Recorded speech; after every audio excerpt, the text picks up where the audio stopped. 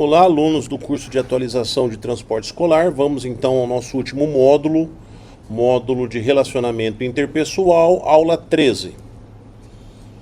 Iniciamos falando do conceito, relacionamento interpessoal. O homem tem a necessidade de relacionar-se com outros grupos em seu cotidiano e durante toda a sua vida passa a dividir suas experiências e suas necessidades com outros seres. Nesse processo, ele amplia seu círculo de relacionamentos e seus conhecimentos, enriquecendo cada vez mais sua vida com novas e diferentes experiências.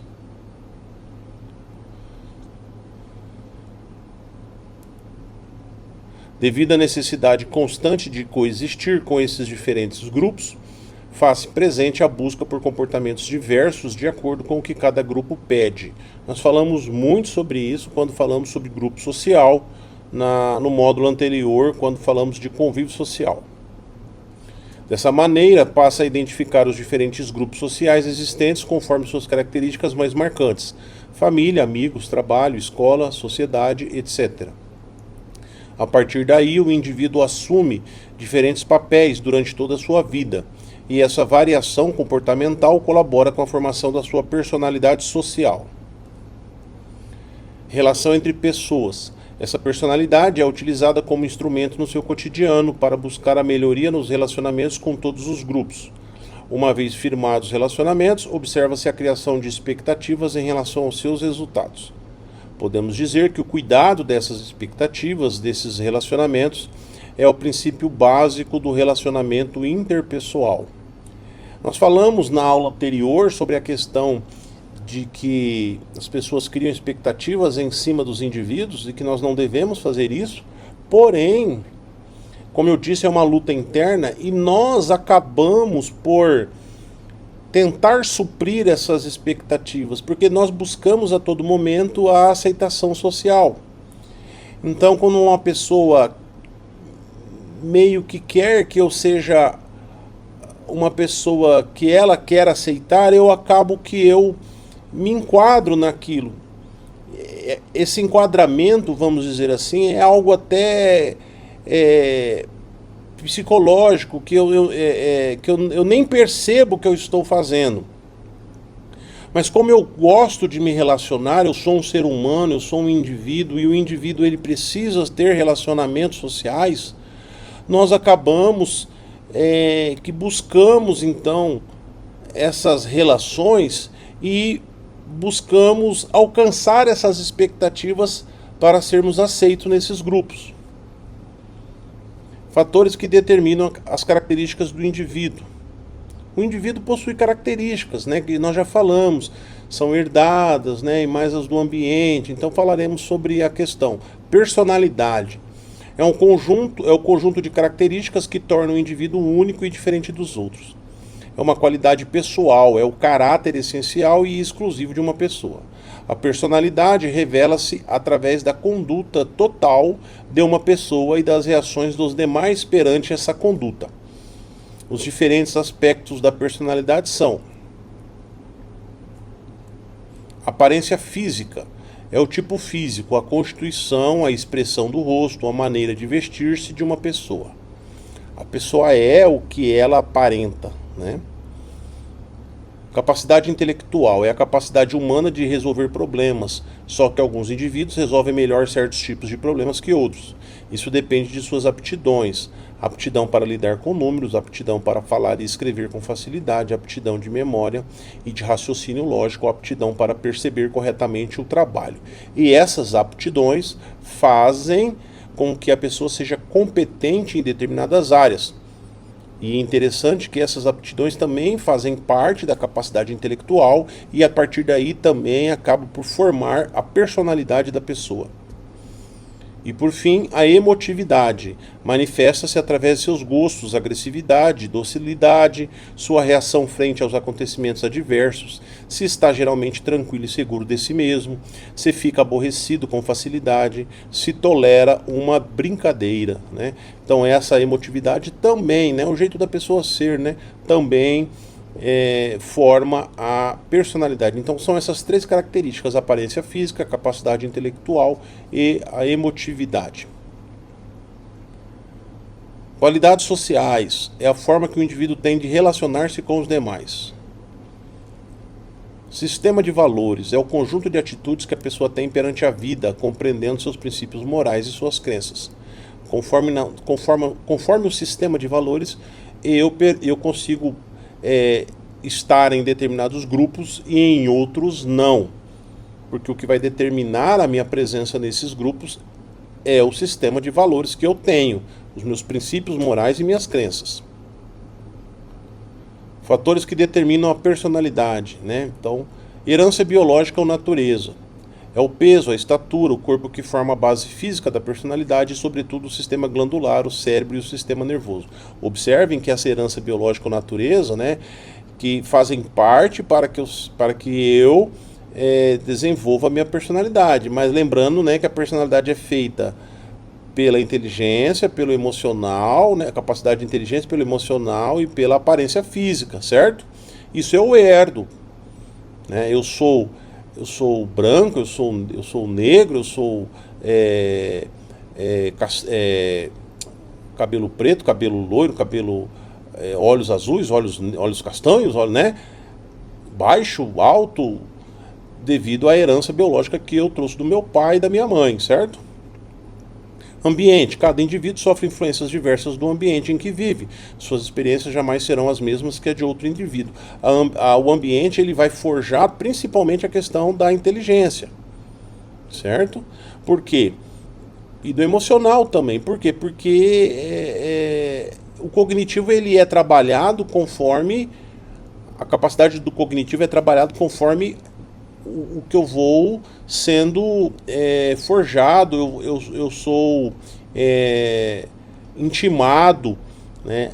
Eu vou usar um termo, né, que é cutucado, certo? Então, no momento que são me apresentadas situações desde a minha infância pelo ambiente, eu vou sendo moldado. Quanto mais informação o ambiente vai me trazendo, mas eu vou recebendo, eu vou analisando, eu vou refletindo e eu vou respondendo, certo? Então é por isso que algumas pessoas têm capacidades diferentes das dos outros. Uma pessoa porque nós estamos falando da inteligência, né? Eu vou voltar o slide para falar o termo certo, pessoal, porque eu estou falando o termo aqui, ó, capacidade intelectual, né? Capacidade intelectual, aparência física e emotividade. Então, quando eu estou aqui falando do ambiente, né, e a capacidade intelectual ela vem através das habilidades, né? Então, quando eu estou, por exemplo, num ambiente, a vida inteira num ambiente musical, porque eu cresci num ambiente musical, meus pais são músicos, minha mãe é música, meus irmãos são músicos, eu vivo num ambiente de música, é lógico que eu vou desenvolver a minha habilidade na música. Ah, eu fui no esporte, eu fui no... Então é assim que funciona. Eu cresço num ambiente e esse ambiente ele vai me apresentando situações e eu vou me envolvendo com aquelas situações e eu vou desenvolvendo as habilidades necessárias àquelas situações, tá? Então o ambiente ele é muito... Ele é um fator principal para esse desenvolvimento da capacidade intelectual. A idade, a combinação das diferenças ambientais e da herança, juntamente com a idade, vai produzir uma lista infinita de diferenças individuais, de características pessoais. Então, quanto mais idoso eu vou ficando, mais velho na idade, né? Eu vou adquirindo maturidade, eu vou adquirindo experiência. E é o que eu disse no início da aula anterior, eu falei... hoje eu não sou mais o que eu fui ontem, porque hoje eu já sou mais velho, vamos dizer assim. Então eu já tive experiências de ontem para hoje que já me fizeram adquirir novas situações. O ambiente me proporcionou novas reflexões, novos entendimentos, novos aprendizados. Então a idade, o avançar da idade vai me trazer, tá, essa diferença individual, certo? E características pessoais, mas parte-se da herança biológica e do ambiente. Aspectos do comportamento e de segurança no transporte de passageiros. Vamos lá. Para falarmos de comportamento dos passageiros e segurança dos alunos passageiros, primeiro temos que conceituar dois importantes fatores que interferem diretamente na postura do motorista profissional em relação ao passageiro. São eles o estereótipo e a empatia. O estereótipo é perceber as pessoas baseando-se em pré-julgamentos e valores, e não como elas realmente são. Que valores? Os meus. Que pré-julgamento? O meu. As primeiras impressões de uma pessoa podem estar alicerçadas em estereótipos. Portanto, as primeiras impressões, em geral, são enganosas. Por exemplo, essa é uma pessoa agressiva. Certo? Eu vejo uma pessoa um pouco mais, vamos dizer assim, alterada dentro do meu padrão, e aí eu já acho que ela é agressiva. E ela não é agressiva. Certo? Ela só tem uma conduta diferente da minha. Em função desse julgamento, passamos a interagir com essa pessoa, esperando inclusive atitudes que podem não chegar a ocorrer. Eu fico preocupado porque eu já carimbei lá que ela é agressiva e eu fico esperando uma atitude agressiva. E às vezes não vem essa atitude agressiva. Porque, e na maioria das vezes, porque ela não é agressiva. Eu que carimbei que ela é agressiva com base no que eu sou, certo? Tá?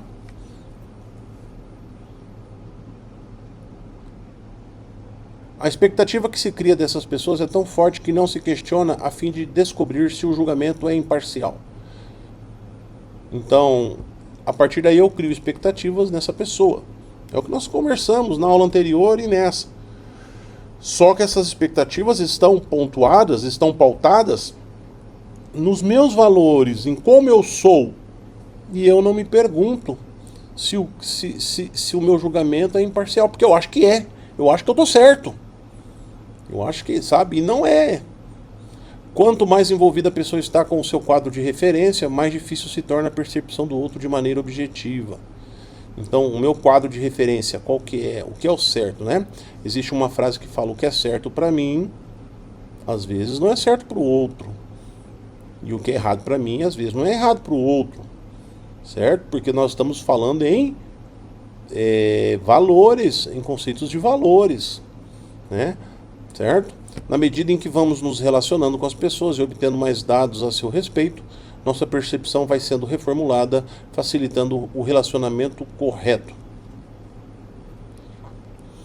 Empatia é a capacidade de compreender o outro, de tentar perceber como o outro pensa, age ou sente, sem contudo se envolver nos seus problemas.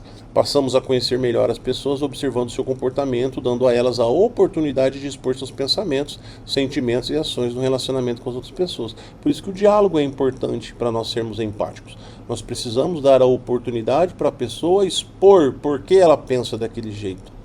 Não somente o pensamento dela, mas o que levou a ela pensar daquele jeito.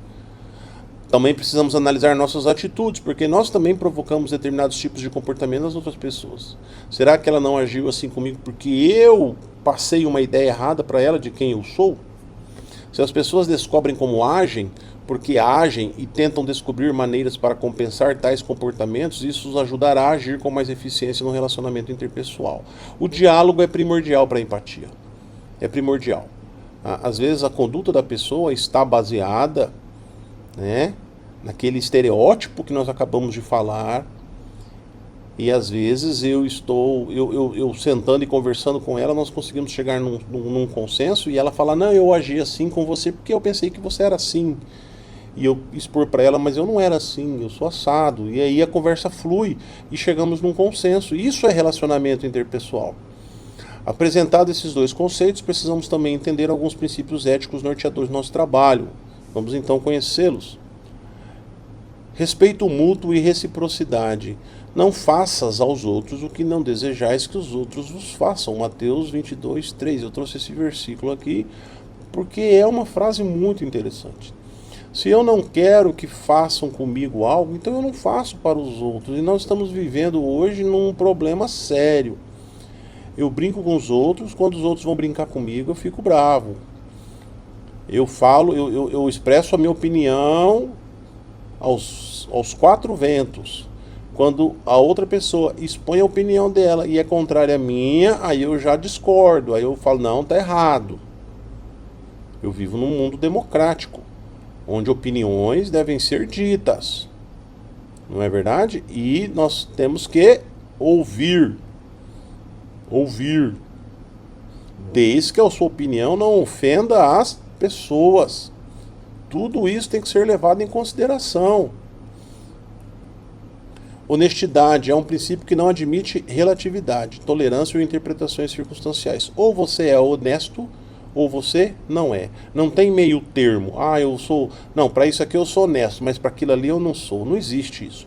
Ou você é honesto em tudo que você faz na sua vida, ou você não é. E esse é um conceito muito interessante, porque às vezes a gente fala muito da honestidade dos outros, mas na hora que eu vou ser honesto eu não sou. E é nos detalhes, nas pequenas coisas. É quando eu entro lá numa fila do banco e eu furo a fila, ou no caixa do supermercado e furo a fila. Ou quando eu entro lá no caixa dos 20 produtos e eu entro com 30 e ninguém está vendo. É quando eu faço algo de errado no trânsito e continuo fazendo. Mas daí na hora de falar mal do governo, na hora de falar mal da empresa, na hora de falar mal do fulano, aí eu sou honesto. Sigilo. O respeito aos segredos das pessoas deve ser exercido no cotidiano dos cidadãos, pois trata-se de algo muito importante. Uma informação sigilosa é algo que nos é confiado e cuja preservação de silêncio é obrigatória. Eu preciso passar na peneira, já falamos, não é verdade? Passou? Passou. Não passou? E a maioria não passa, hein? Assuntos de serviço que não sejam relacionados ao trabalho não passam na peneira. Então, não tem que estar falando. Competência. O conhecimento da ciência, da tecnologia, das técnicas e práticas para o exercício da função é pré-requisito para a prestação de serviços de boa qualidade. Nós já falamos aqui. Várias habilidades formam a competência. Tudo bem? Então, eu sou competente em algo que eu faço? Eu sou. Que bom.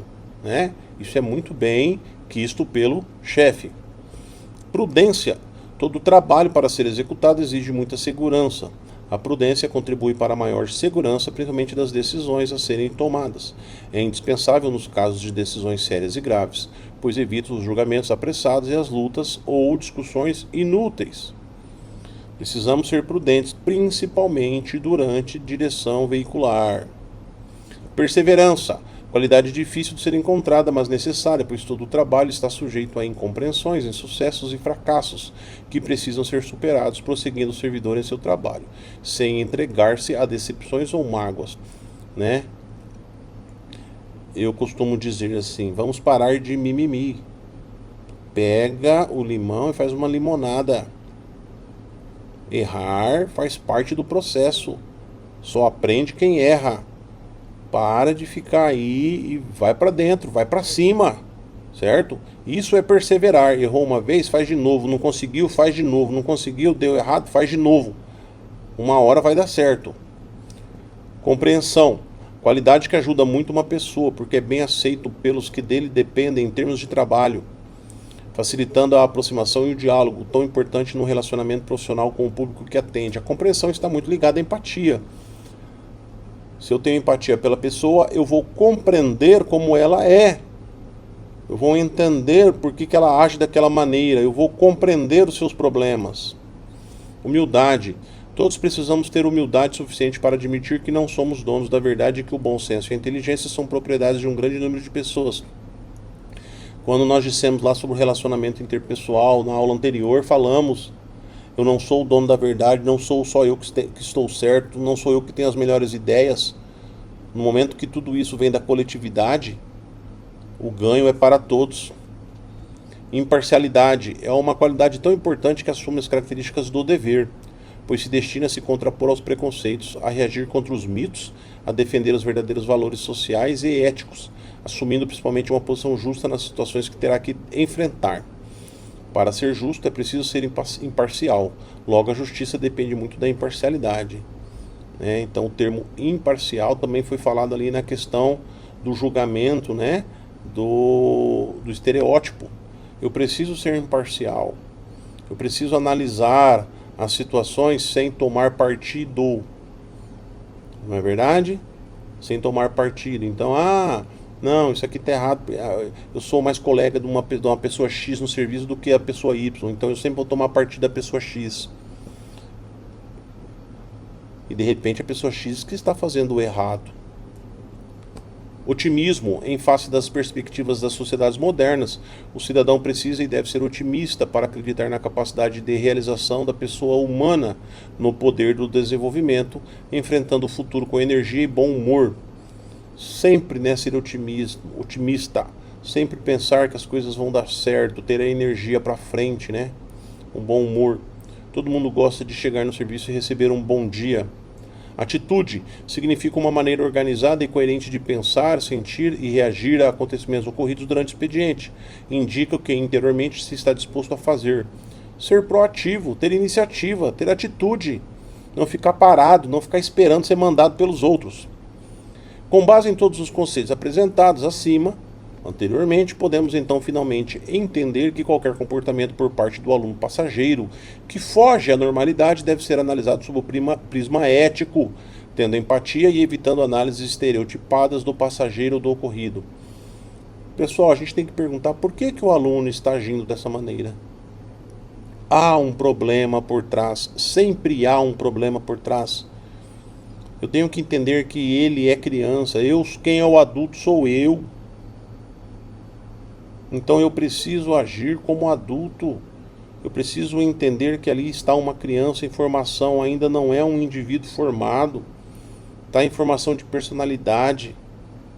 Ele está agindo com o ambiente para ver a resposta do ambiente em relação ao que ele faz. Muitos ainda não têm o cognitivo formado, o emocional formado. Então nós precisamos analisar tudo o que acontece dentro de um veículo de transporte escolar com calma. Nós somos educadores, por mais que nós somos os motoristas, os condutores de um veículo de transporte escolar, nós somos educadores também.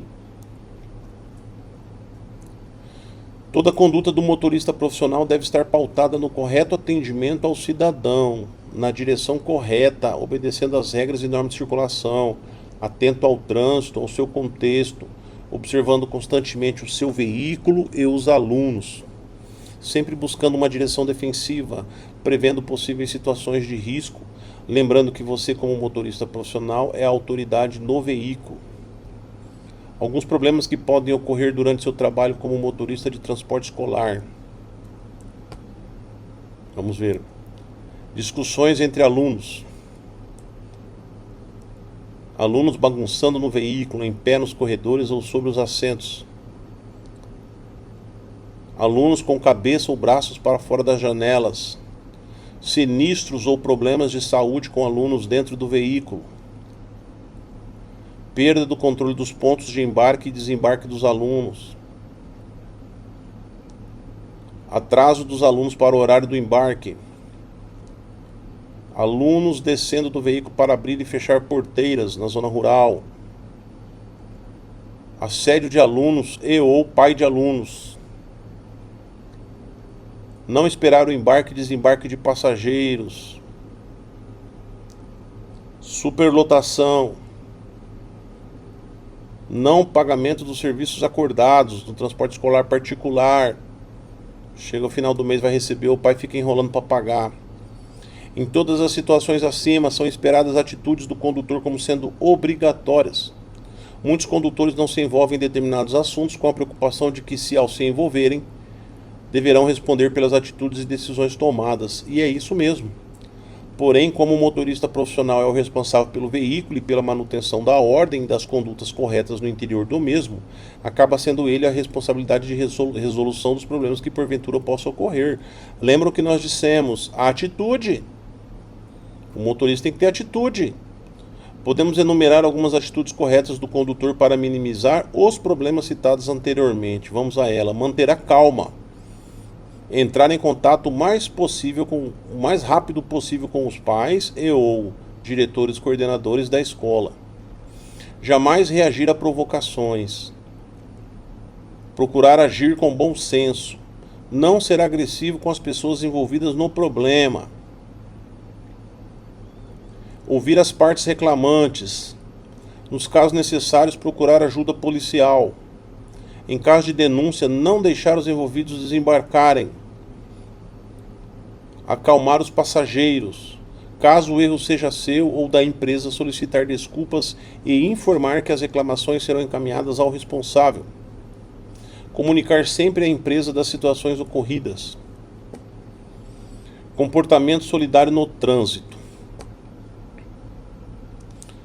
O trânsito é a utilização das vias por pessoas, veículos e animais, isolados ou em grupo, conduzidos ou não, para fins de circulação, parada e estacionamento, além de operações de carga e descarga. Essa definição prevista no CTB traz a complexidade do que é o trânsito para todos nós que o utilizamos. Já no parágrafo 2º, ele diz: respeitadas as normas de circulação e conduta estabelecidas neste artigo, em ordem decrescente, os veículos de maior porte serão sempre responsáveis pela segurança dos menores, os motorizados pelos não motorizados e juntos pela incolumidade dos pedestres.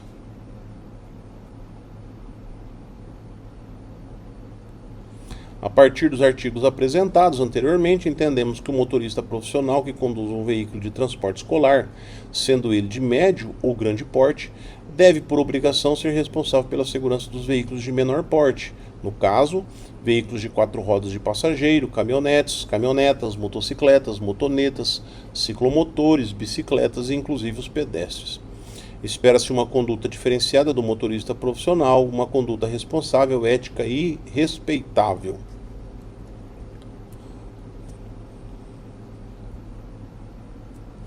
Infelizmente, não é, às vezes, o que encontramos. Alguns motoristas, por dirigirem veículos de grande porte, acreditam que são eles que têm a prioridade. São eles os principais no contexto do trânsito. São eles os que devem ser respeitados e somente eles. Alguns dizem: eu sou o profissional, ele deve dar prioridade para mim. Não é essa a ideia da educação no trânsito. O correto é: o maior cuida do menor. Ser solidário no trânsito e no trabalho é dar mais valor em um bom comportamento do que no excesso de conhecimento. Agir com boas maneiras e principalmente ser ético nas ações. Ser cortês com as pessoas nos ambientes internos e externos, principalmente com o público. Ser pontual em termos de horário de trabalho e observar prazos estabelecidos. Participar de eventos e cursos de formação e treinamento. Zelar pelo bom nome da empresa em que trabalha. Não falar mal da sua empresa em locais públicos. Agir de forma irrepreensível dentro e fora do ambiente de trabalho. Ter cuidado com a higiene pessoal e do veículo. Não julgar baseando-se em suposições. Avaliar os riscos de cada decisão que tomar, medindo cuidadosamente as consequências de seus atos em relação a todos os envolvidos. Atender a todos da melhor maneira possível. Sinalizar sempre com antecedência a intenção de efetuar manobras. Aguardar o momento ideal para realizar as manobras sem causar prejuízo à segurança e à fluidez no trânsito. Respeitar as regras e normas de circulação. Não ser imprudente nem negligente.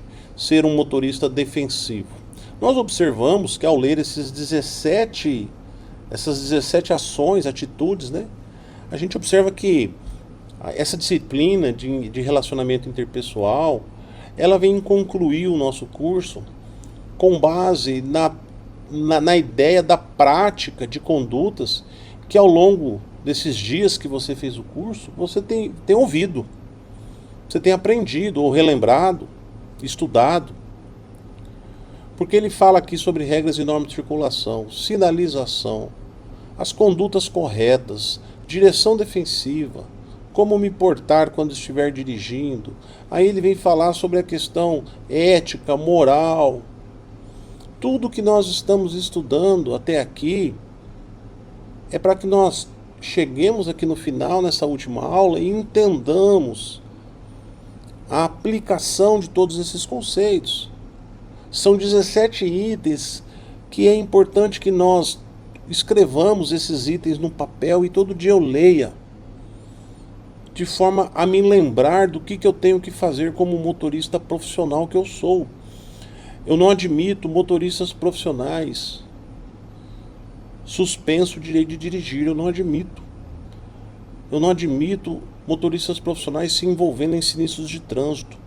É a mesma coisa de eu pedir para que uma pessoa vá fazer um serviço na minha casa, vai lá pintar ou vai construir um muro, e a pessoa pinta tudo errado, a pessoa constrói um muro torto. A pessoa que vai jogar bola, imagine a gente chamar um jogador profissional para vir jogar bola. Aí a pessoa chega para jogar bola e não consegue dominar uma bola, não consegue chutar pro gol, não consegue cabecear, não faz nada direito. Aí as pessoas vão virar e vão falar assim: ué, mas esse cara aí, ele não é jogador profissional? Você não falou que ele é jogador profissional? Ele não tem conduta de jogador profissional. Esse cara não é jogador profissional. É isso que nós estamos falando. Eu não vou querer contratar um motorista profissional que não seja profissional do trânsito para transportar meu filho. Eu tenho que ter esse entendimento. Aí tem cidadão que fica pulando de serviço em serviço e aí acha que ser motorista de transporte escolar é mais um trampolim para ele se sustentar, porque ele não está preocupado com o serviço, ele está preocupado em pagar as contas dele. Está errado. Eu tenho que estar no trânsito porque eu gosto, porque eu amo o que eu faço, porque eu gosto de dirigir. Eu tenho que entender aquela minha profissão como algo sério, como algo importante para a sociedade. E às vezes, e muitas das vezes, não é essa conduta que nós observamos. A começar pela negligência com o próprio veículo. Motoristas profissionais conduzindo veículos detonados, destruídos. E isso causa um mau exemplo para a classe. Realizando condutas erradas no trânsito, parando em fila dupla, andando acima da velocidade. Então essas condutas, elas devem parar imediatamente. Eu tenho que ser um profissional sério, competente, honesto, íntegro, com valores sociais, valores morais, valores éticos, prudente, perito no que eu faço. Eu preciso entender o meu papel na sociedade e entender com importância. Eu preciso valorizar o meu trabalho. Tudo bem, pessoal? Responsabilidade do condutor em relação aos demais atores do processo de circulação. Como já dissemos no item anterior, os veículos de maior porte cuidam da segurança dos veículos de menor porte, motocicletas, bicicletas e pedestres. Sendo assim, o motorista profissional de transporte escolar deve zelar pelos demais integrantes e usuários das vias. O entendimento é de que se um veículo de grande porte se envolver em um sinistro, as consequências serão maiores, tanto materiais quanto pessoais. Isso vale também para a execução de manobras nas vias. O veículo de grande porte ocupa mais espaço e necessita de um tempo maior para realizar uma manobra de conversão, retorno e até mesmo frenagem. Vale lembrar que o veículo de grande porte possui maior quantidade de pontos cegos, o que facilita alguns tipos de sinistro. A partir desse entendimento, o motorista responsável pela condução desse tipo de veículo deve sempre estar atento, cuidar não somente da sua direção, mas também de outros usuários que se deslocam próximos a ele. Buscar sempre nos retrovisores a aproximação de veículos pequenos, principalmente as motocicletas e bicicletas. Observar com muita cautela a aproximação de pedestres e sua travessia nas vias, mesmo em locais não sinalizados, o que ocorre com muita frequência.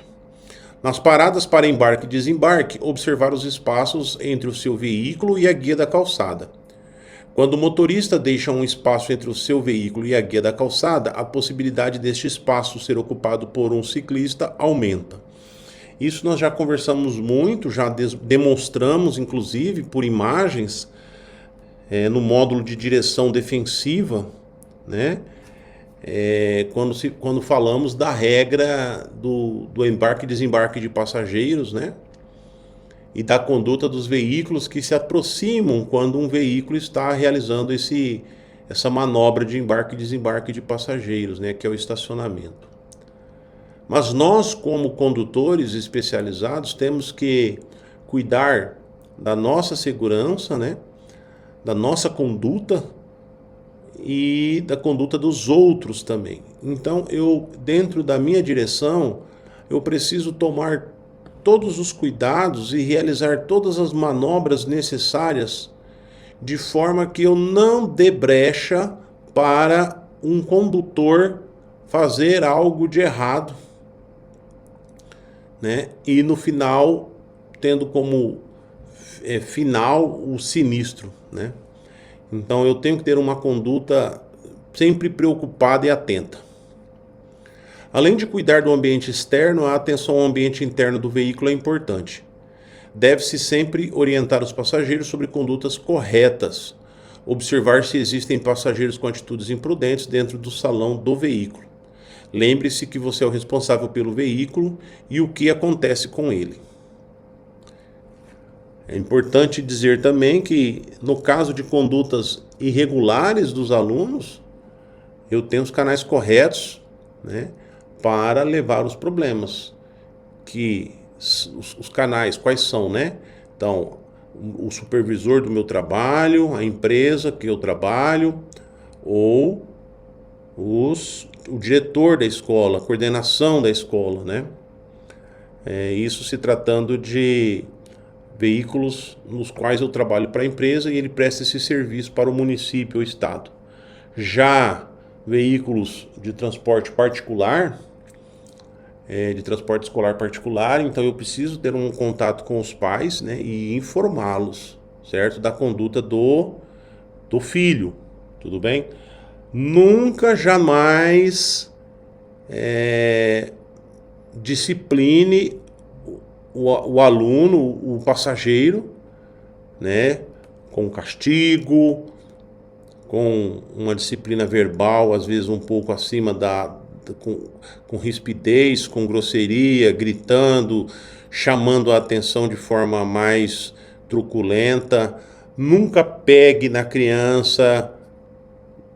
Qualquer tipo de violência, a consequência será gravíssima para o condutor. Então tomem muito cuidado com isso.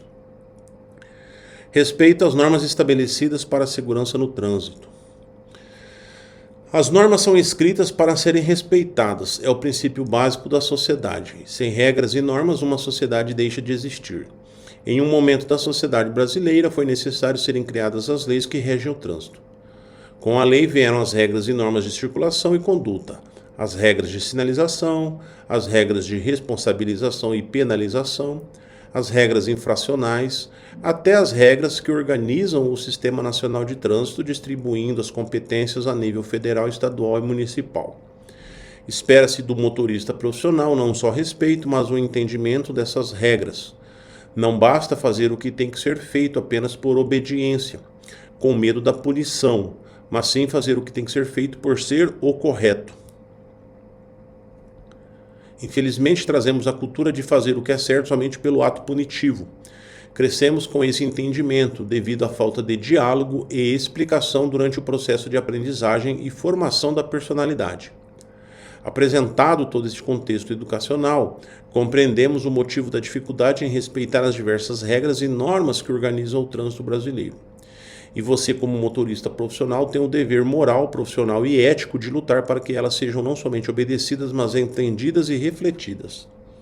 O que esse slide traz é a explicação cultural, sociológica e até antropológica do porquê que nós só fazemos as coisas certas quando alguém está nos vigiando. Eu só obedeço às condutas e regras do trânsito quando da presença de um agente de fiscalização. Por que não o faço quando estou sozinho? Ninguém cuidando de mim.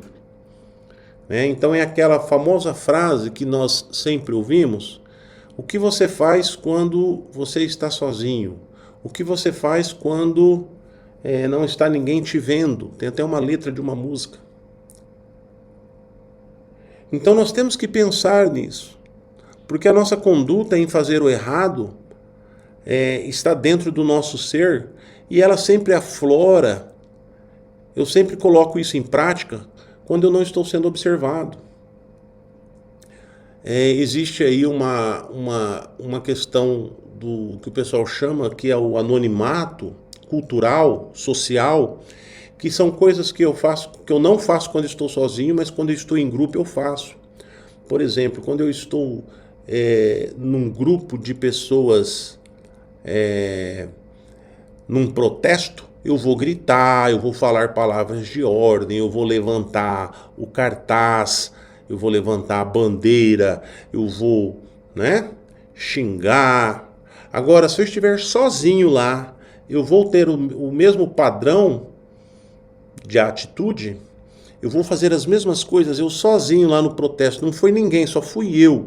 Eu vou levantar um cartaz lá, eu vou gritar, eu vou falar palavras de ordem.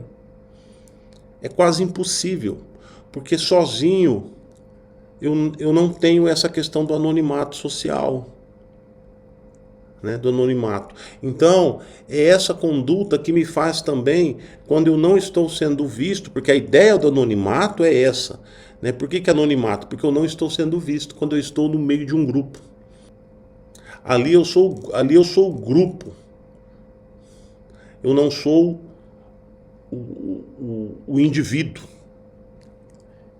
E é interessante essa leitura, porque a partir daí nós entendemos então o porquê de quando eu estou sendo observado, eu faço condutas corretas. E quando eu não estou sendo observado, eu quero fazer o errado. Tudo bem? Vamos seguir. Espera-se do motorista profissional conduta e exemplo ilibados em relação ao trânsito, atenção, prevenção, respeito aos outros usuários, cuidados com os menores, educação, paciência, ética no trânsito, obediência às regras e às leis. É o seu trabalho, é a sua profissão. Imagine um jogador de futebol profissional que não sabe chutar, cabecear, dominar e driblar, que não sabe as regras do jogo. É inaceitável. Da mesma forma, é inaceitável um motorista profissional que desconhece o CTB, que não sabe realizar uma manobra que desrespeita o trânsito. Pense nisso. Nós já falamos na nossa aula, né, de hoje sobre essa questão. Conceitos relativos aos agentes de fiscalização de trânsito presentes no CTB. O agente da autoridade de trânsito pode ser o policial rodoviário federal, que atua nas rodovias federais, o policial militar e o agente de trânsito, que é o servidor civil efetivo de carreira do órgão ou entidade executivos de trânsito rodoviário. O policial militar ele pode ser subdividido, vamos dizer assim, no policial rodoviário militar, que a gente chama de polícia rodoviária estadual, né, que trabalha nas rodovias estaduais, aqui no estado do Mato Grosso do Sul, ou nos outros estados também. E nós temos o policial militar que trabalha nos centros urbanos, né, na zona urbana das cidades, né, que também exerce a função de agente de fiscalização. E temos o agente de trânsito, que pode ser o servidor civil efetivo de carreira do órgão ou entidade executiva de trânsito do rodoviário. Nós conhecemos, por exemplo, o agente de trânsito do Departamento Municipal de Trânsito, o agente de trânsito do Detran. Existem agentes de trânsito também do DER, né, que é o Departamento de Estradas e Rodagens, certo? Tá bom? Tem a função de fiscalização, controle na operação de trânsito e patrulhamento viário. São competentes para a lavratura do auto de infração e para os procedimentos dele decorrentes. O papel do agente é fundamental para o trânsito seguro, pois além das atribuições referentes à sua operação e fiscalização, ele exerce ainda um papel muito importante na educação de todos que se utilizam do espaço público, uma vez que a ele cabe informar, orientar e sensibilizar as pessoas acerca dos procedimentos preventivos e seguros. Quando o agente está na via, cumprindo a sua determinação legal, ele educa. Ele educa. Só pelo fato de estar ali, ele já está educando. Tá? E o fato de autuar alguém também, ele também está educando. Certo? Lembrando que o processo de autuação leva à punição, que é a aplicação da penalidade. Né? E aplicar a penalidade, ela é uma forma educativa. Né? Nós já fizemos um paralelo no nosso curso, né, da criança que comete uma arte e aí o pai vem com a punição, com a penalidade, com o castigo. Da mesma maneira, então, nós cometemos uma infração, um ato infracional no trânsito, né? E aí vai vir a autoridade de trânsito mediante o agente da autoridade de trânsito e vai, né, nos autuar e depois nos punir com a penalidade, com a sanção cabível. Atendimento às diferenças e especificidades dos usuários. Alguns passageiros escolares possuem especificidades e diferenças que merecem um cuidado e atenção especial. São eles: crianças. As crianças fazem parte de um grupo de usuários do trânsito que sempre estão em situação de perigo. Por terem pequena estatura, dificuldade de ver e serem vistas, inocência e inexperiência no contexto do trânsito, não possuírem clareza do que seja velocidade, deslocamento no tempo e espaço, e principalmente o entendimento das consequências de um sinistro, necessitam de maior atenção e cuidado constante no trânsito. Cuidado com crianças soltas no veículo, correndo dentro do salão, pulando nas cadeiras, se dependurando nos corrimões de apoio e principalmente nas escadas de acesso aos veículos. Nós, pelo trabalho que desenvolvemos, trabalhamos diretamente com crianças. É o nosso principal usuário. Por isso, então, o curso especializado, por isso, então, toda essa preocupação em estudarmos, em dar um atendimento especial para esse usuário, por todas essas características. A resolução CONTRAN número 819, de 17 de março de 2021, que dispõe sobre o transporte de crianças com idade inferior a 10 anos, que não tenham atingido 1,45 metros de altura no dispositivo de retenção adequado, em seu artigo 2º, parágrafo 2º, diz que as exigências relativas ao sistema de retenção no transporte de crianças com até 7 anos e meio de idade não se aplicam aos veículos de transporte coletivo de passageiros, aos de aluguel, de que trata a linha D do inciso 3 do artigo 96 do CTB, aos de transporte remunerado individual de passageiros, aos veículos escolares, que é o nosso caso, e aos demais veículos com peso bruto total superior a 3,5 toneladas. Então, o motorista não é obrigado, nesses veículos, quando do transporte de crianças com menos de 10 anos, a possuir nem a fornecer os dispositivos de retenção para o transporte de crianças. Tudo bem? Nós já falamos sobre isso, mas eu trouxe aqui só para definir e deixar bem claro. Escolares com deficiência. Os escolares com deficiência têm o direito de usufruir do trânsito e, para isso, precisam de seus direitos à mobilidade e o acesso aos mais diversos espaços garantidos. A sociedade brasileira precisa trabalhar para assegurar o respeito às diferenças e construir uma comunidade mais igualitária que invista em estruturação viária e mobilidade urbana, garantindo assim a inclusão dos deficientes. O respeito a essas pessoas é primordial no trânsito e nós, como motoristas profissionais, devemos dar o exemplo. Existem diversos tipos de deficiência e há maneiras diferentes de auxiliá-los. Esses usuários, que até então falamos das crianças e agora dos escolares com deficiência, o contato que eu terei com eles, eles podem ser meus clientes, como também podem ser usuários da via, certo? Então ali na travessia de uma faixa de pedestre, então são situações que eu preciso estar atento. Então vamos lá, deficiência visual. A deficiência visual é dividida em dois tipos, baixa visão e o cego. Nas duas situações, se faz necessário uma abordagem clara e objetiva para que se conquiste a confiança. Responda às perguntas realizadas pelo escolar. Aproxime-se fazendo-se notar. Procure dar uma pista sonora sobre sua aproximação. Utilize o tom normal da voz, não precisa gritar, ele não é deficiente auditivo. Não submeta a adivinhações, isso só traz constrangimentos. Identifique-se logo no início da conversa e, se for sair de perto do aluno, avise-o para que ele não fique conversando sozinho. Se for auxiliá-lo, pergunte antes se ele quer ajuda. Se o escolar cego estiver com o cão-guia, não ofereça nada ao cão, nem alimentos, nem carinho, não brinque e não distraia sua atenção. Se outros escolares não souberem dar informação sobre o cão-guia, informe-os. Existem duas situações, né? A primeira situação é quando é o meu cliente do transporte escolar particular. Retire todas as dúvidas com os pais, né? Então vai ser uma situação especial até para você, mas é importante que o pai passe todas as recomendações e que a partir daí, qualquer dúvida que você venha a ter, pergunte, não é vergonha perguntar. O que não pode acontecer é você não saber agir no momento.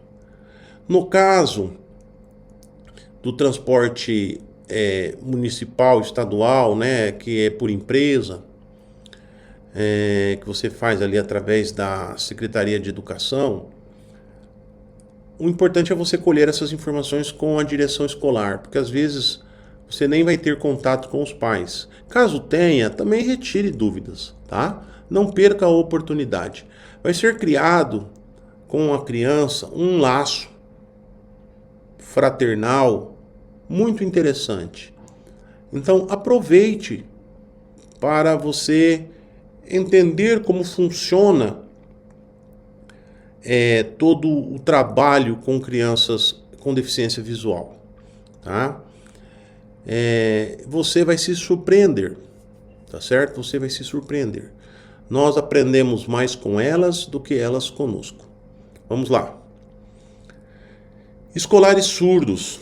Se quiser falar com uma pessoa surda, chame através de um toque no seu ombro ou no seu braço. Fale de maneira clara e distinta na velocidade normal. Posicione-se de frente à pessoa, permita que a sua boca fique bem visível. Muitos realizam leitura labial. Mantenha o seu tom da voz, não precisa gritar. Sua expressão parecerá agressiva. Escolares com deficiências que se utilizam da cadeira de rodas. Ofereça ajuda para o embarque e desembarque. Em veículos que possuem a rampa, utilize-as de forma correta. Peça aos outros alunos para que evitem aglomeração no local destinado à cadeira. Não se deve agarrar ou segurar a cadeira de rodas ou outros materiais de apoio porque eles fazem parte do seu espaço corporal e podem provocar o desequilíbrio da pessoa. Coloque as muletas ou outros materiais de apoio próximas a eles. Não force o pedido de ajuda. Em diálogos prolongados, procure sentar-se para ficar à altura do escolar. Sempre a criança com deficiente que usa cadeira de rodas, deficiente na mobilidade, que usa cadeira de rodas, ela virá em direção ao veículo com uma outra criança trazendo. Sempre tem isso aí. É incrível as crianças como são. E aí elas chegam a brigar para ver quem que vai levar o colega, quem que vai empurrar a cadeira. Mas sempre vai ter uma que vai ser a mais colega, que sempre vai estar junto, tal. De repente é até o professor de apoio. Mas é importante que o embarque e o desembarque seja feito pelo motorista. Não repasse essa responsabilidade para quem trouxe a criança, caso ela venha sido trazida por alguém, conduzida por alguém, porque a responsabilidade é sua para o embarque e para o desembarque. Se algo ocorrer no processo, a responsabilidade é sua. Então você que tem que estar realizando a ação. Porque a responsabilidade é sua, não tem muito o que falar. Eu acho que foi dado o recado já. Qualquer coisa errada que acontecer e que essa criança venha se machucar, você vai responder. Então que faça você o serviço. Tá certo? Tranquilo? Vamos lá. Algumas outras dicas importantes para o condutor profissional do transporte escolar em relação ao atendimento. Atendem primeiro os alunos com dificuldades na mobilidade e deficientes. Use termos gentis como por favor, com licença, aguarde um momento e sorria. Haja com discrição, educação e firmeza em situações embaraçosas. Nunca diga que o aluno, pai, mãe está errado. Se ele se exaltar, procure ouvi-lo com interesse e calma. Não hesite em pedir desculpas se necessário. Estude, pesquise sobre a região onde trabalha, sobre sua cidade e até sobre a empresa onde trabalha. Não seja antipático, indiferente ou frio com o escolar. Não faça pouco caso do escolar. O aluno ele vai querer conversar, ele vai querer... A criança ela tem essa iniciativa, essa comunicação, tá? Não atenda o aluno com má vontade. Não converse com escolares enquanto dirige. Responda o aluno, mas não fica conversando. A ideia é você não tirar a atenção do trânsito. Seja gentil. Oi, tudo bem? O tio tá bem, não sei o que, você tá bem, como foi a escola? Agora o tio vai dirigir, então não conversem com o tio, porque o tio tem que prestar atenção no trânsito. Converse, explique o motivo. Não trate o escolar com discriminação ou preconceito. Não transporte passageiros que não sejam escolares. Às vezes pedem carona, não dê. Evite gírias ou tratar o usuário com excessiva intimidade. Não discuta sobre temas que causam controvérsia. Religião, política, escolhas e decisões pessoais não são assuntos a serem conversados no local de trabalho. Tomem cuidado, às vezes a criança ouve uma conversa na casa dela e ela leva para você querendo saber a sua opinião. Tome cuidado, hein? Tomem cuidado. Você fala uma coisa lá, a criança chega em casa e fala outra, e aí está criado o problema. Não dê informações incompletas, desatualizadas ou erradas. Não critique colegas ou outras empresas do sistema de transporte. Não critique sua empresa, seu chefe, o trânsito. Você faz parte desse trânsito. Não critique pessoas que cometem erros no trânsito. Você também comete e não quer ser criticado. E tome cuidado, qualquer erro que você cometer no trânsito, a criança está observando e ela vai comentar, ela vai chegar em casa e vai falar: pai, mãe, diretora, professora, o tio do ônibus lá fez isso, mexeu no celular enquanto dirigia, não usou cinto, passou no sinal vermelho, parou no lugar errado, quase bateu o carro no outro. A criança vai falar. Não transfira aos escolares emoções negativas, frustrações ou irritações acumuladas em atendimentos. Não faça isso. Não discuta na frente das crianças. Elas não são obrigadas a entender determinados assuntos e elas não vão entender. Tudo bem? Pessoal, terminamos então a nossa aula 13, finalizando o nosso módulo 4, relacionamento interpessoal, e também finalizando o nosso curso de atualização de transporte escolar. Quero agradecer a oportunidade, o privilégio que eu tive de estar ministrando esse curso a vocês, dizer que vocês tenham sucesso na profissão, que vocês consigam colocar em prática os ensinamentos trazidos aqui. Qualquer dúvida que vocês venham a ter, podem usar o chat, o fórum, perguntar, que a nossa equipe estará respondendo a qualquer dúvida, tá? Que você porventura venha a ter aí durante o nosso curso. Tudo bem? Um grande abraço e fiquem com Deus.